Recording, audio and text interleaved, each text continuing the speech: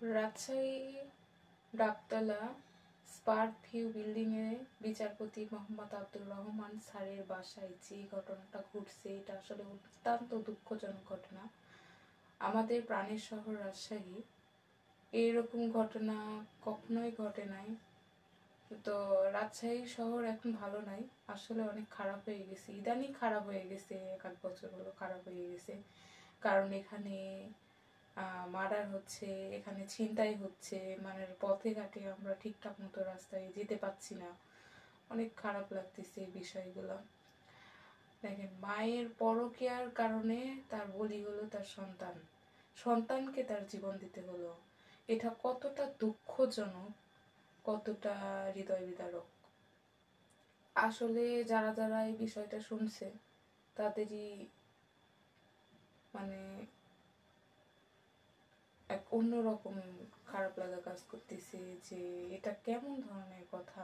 আর ছেলেটা কতটা ডেঞ্জারাস আর কতটা মানসিক রোগী ছিল যে ওই ছেলেটার বাসা গাইবান্ধা, সেই ছেলেটা মানে ওদেরকে হুমকি দিয়েছে, মারার হুমকি দিয়েছে, বিচারপতির পুরা ফ্যামিলিকে মারার হুমকি দেওয়ার 2-4 দিন পরে সে রাজশাহীতে আসছে, এসে এরকম একটা ঘটনা ঘটাইছে।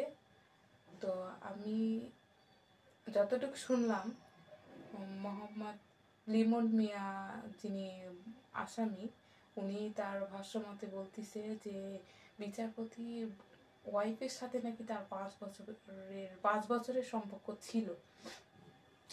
তো আমি এটাই বলবো ভাই, যে ওই যে বলে না একটা কথা আছে, একটা প্রবাদ আছে যে সুখে খাইতে ভূতে কিলাই।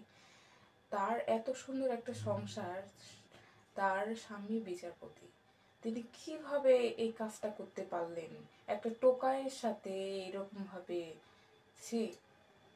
আর উনি কনসার্ট ফাউন্ডেশনে ওখানে দান খয়রাত করেন, ঠিক আছে, কিন্তু ওখানে এই টোকাইকে কেন নাম্বার দিতে হবে? আর টোকাই নাম্বার চাইলে আমি একজনকে নাম্বার আমার চাইলো আর আমি একজনকে নাম্বার দিয়ে দিব?